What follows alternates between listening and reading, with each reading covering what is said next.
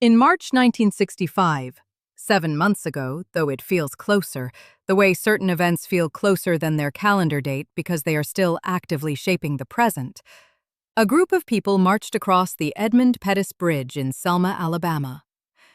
They were marching from Selma to Montgomery, the state capital, to demonstrate for voting rights, for the right of Black Americans in Alabama to register and vote without the harassment and intimidation and bureaucratic obstruction that had made the constitutional right to vote effectively meaningless in practice. They got to the bridge, and there were state troopers on the other side, and the troopers charged, and the photographs of what happened, the clubs, the tear gas, the people falling, went out across the wire services and appeared in the newspapers the next morning in a way that made it impossible for the usual machinery of comfortable distance to operate. I read the newspaper on Sunday morning, March 7th, 1965. I sat at this table. Yes, this table, Manny's, where I bring everything. And I read about Bloody Sunday, and I thought about 1947. In 1947, in the special episode I made about what 1947 actually was, I said something I want to return to now. I said that the hope of 1947 was not equally distributed, that the America I was describing, the coffee and the callbacks and the geranium and the manis, was available to me in the specific form it was available because I am white, and that the America I live in distributes its possibilities unequally in ways I carry as a fact and a weight. The march from Selma to Montgomery is people saying, "We know the distribution is unequal, and we are no longer willing to accept it." The troopers on the Edmund Pettus Bridge are the distribution defending itself. I watch this from New York, from the safe distance of a city that does not have the specific apartheid machinery of the Jim Crow South, and I am aware that the distance is not moral high ground. The North has its own machinery, subtler, more deniable, operating through housing policy and school funding and hiring practice, rather than through signs above water fountains, but producing the same essential outcomes in the lives of people who live inside it. What I can do from this distance is witness accurately. Not comfort myself with the witnessing, not decide that seeing clearly is the same as acting usefully, but witness accurately. Name what I see. Not look away. The Voting Rights Act passed in August. Lyndon Johnson, a man from Texas who grew up in the full context of American segregation and who has, in this specific moment, done something that surprised many people who thought they knew what he would do.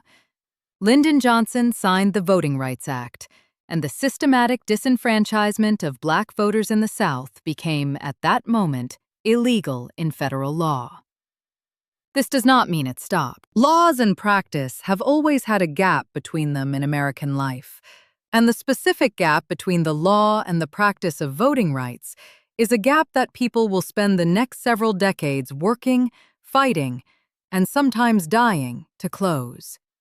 But the law exists now. The law is a beginning. And beginnings, I am 50 years old and I know something about beginnings and what they require. Beginnings are real, even when what comes after them is hard and long and incomplete. I need to give you something that made me laugh, because that is also 1965, and because Jack would have been annoyed at me for spending this much time on grief and gravity without giving equal time to the absurd. He had strong feelings about the balance between the serious and the absurd. He believed, and I think he was right, though I didn't always admit it in the moment, that the ability to find something genuinely funny in the middle of difficult times was not a failure to take the difficult things seriously. It was, in fact, the evidence that you were taking them seriously enough to still be functional, to still be present, to still be the kind of person who can notice that the world is simultaneously terrible and, on occasion, extremely silly. The thing that made me laugh in 1965 was the World's Fair.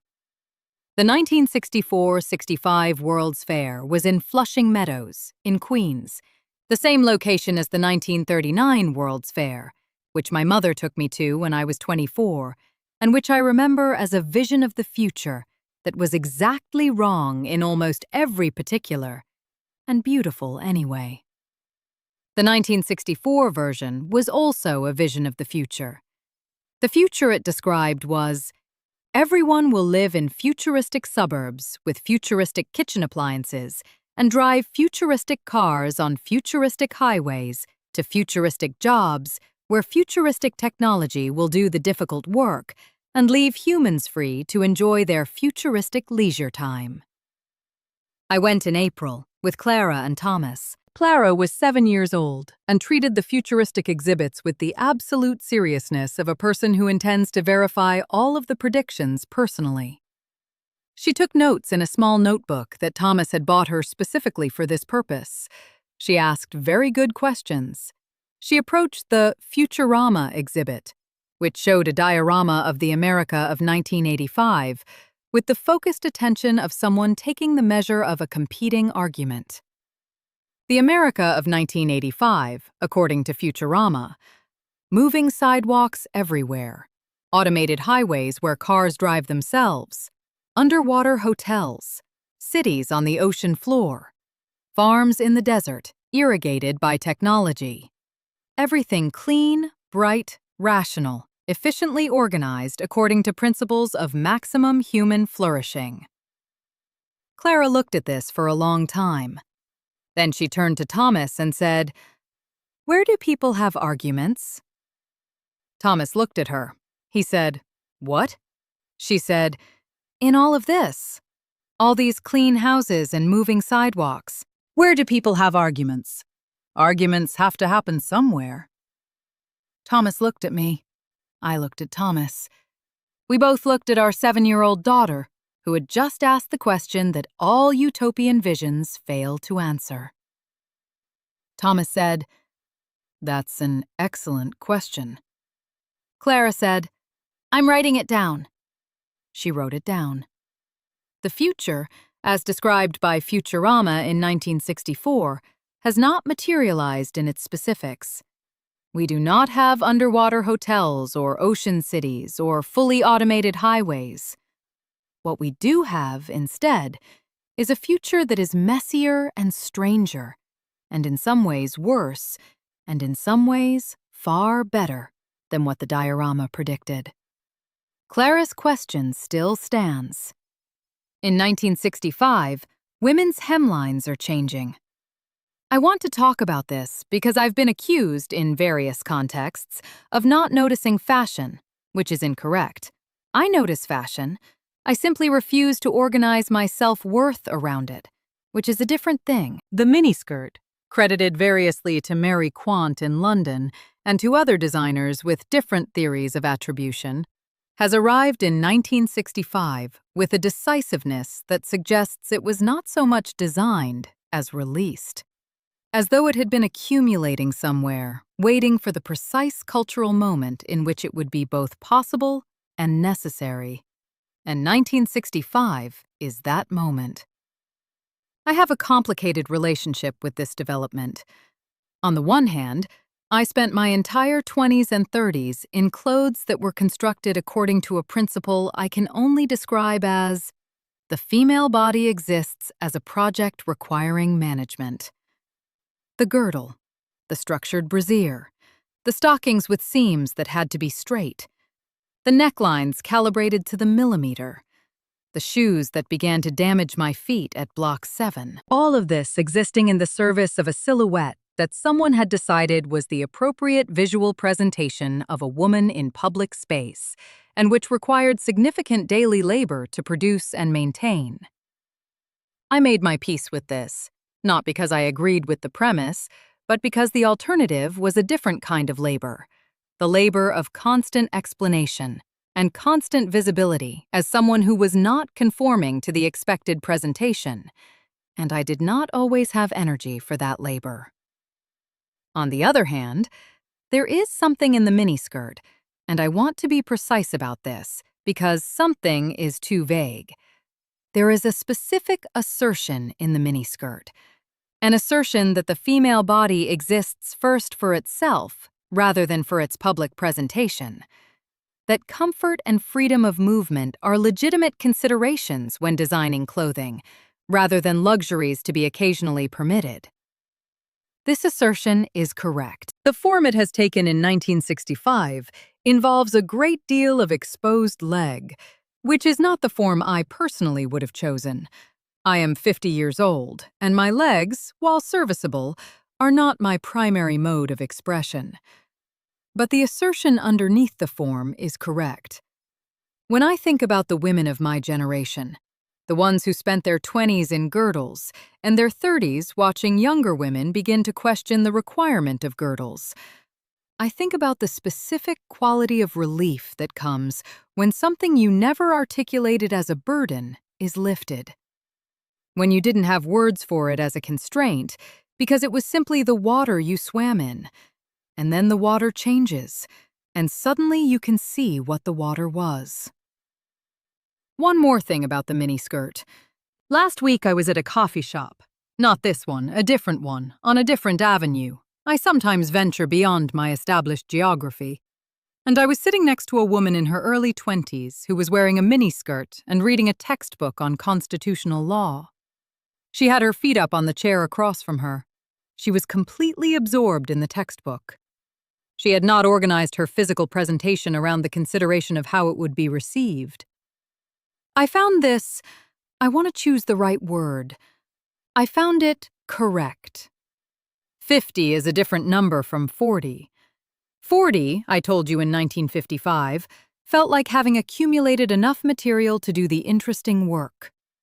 The interesting work uses what you've learned, rather than producing the material you'll eventually learn from. 50 feels like the interesting work is what remains. Not in the elegiac sense, not in the sense that everything is diminished or concluded, or that the interesting work is somehow in the past. In the more literal sense that you have now sorted, through experience and attrition and the specific education that loss provides, what actually matters from what you thought mattered. And what actually matters is not smaller, not reduced, but clearer. What actually matters at 50? Clara. The fact of her face, which has Thomas's patience and my stubbornness, and something entirely her own that neither of us contributed, which is the thing that will eventually make her herself, and which I can see the outline of, but not yet the detail of. She is 8 years old, and she is already someone, which is the most extraordinary thing I have discovered about parenthood. Children are people before you get to know them, and getting to know them is the great privilege of the enterprise. Thomas. I have said this before, and I will say it again because it remains true, and true things deserve repetition in proportion to their importance. Thomas is the right person. The specific quality of being known by someone over time. The accumulation of Tuesday mornings and disagreements and shared silences.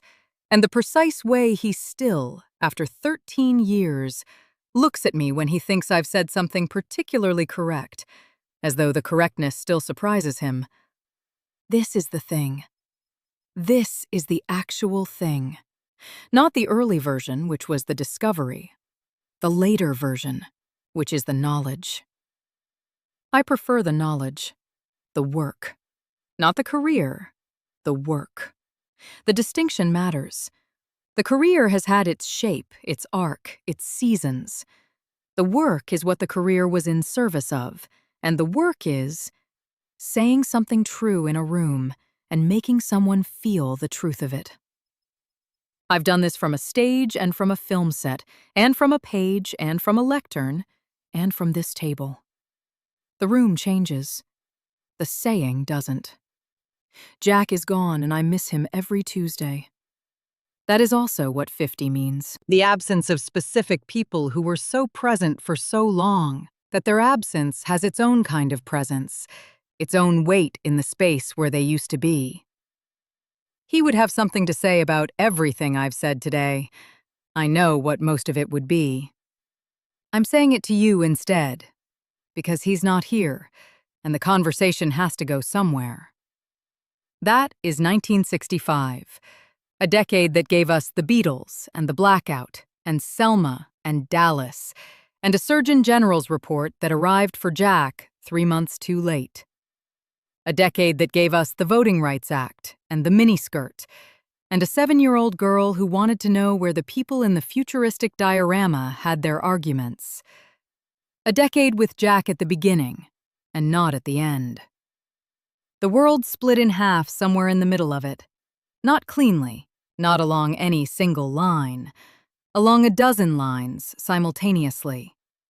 Generational, political, racial, cultural. The America of 1955 and the America of 1965 are recognizably related and deeply different in the way that people are recognizably related and deeply different after a decade of events that were not planned and could not have been absorbed without changing the person who absorbed them. I am 50 years old. I have absorbed them. Come back in 10 years. In 10 years, a president will have resigned. In 10 years, Neil Armstrong will have walked on the moon, and I will have watched it from my living room with Thomas and Clara. And it will be the most astonishing thing I have seen in 50 years of watching astonishing things. In 10 years, New York will be bankrupt and burning in certain boroughs, and beautiful in others. And I will still be sitting at this table, because Manny's does not go bankrupt. Manny's simply continues, and the coffee will still be right. In 10 years, Elise will be gone. But in 10 years, Clara will be 18, and she will be going to college. And on the day she leaves, I will sit at this table, and I will feel, simultaneously, the most specific grief and the most specific pride that parenting produces, which is the pride and grief of watching the thing you made become the thing it was going to be all along. Come back in 10 years.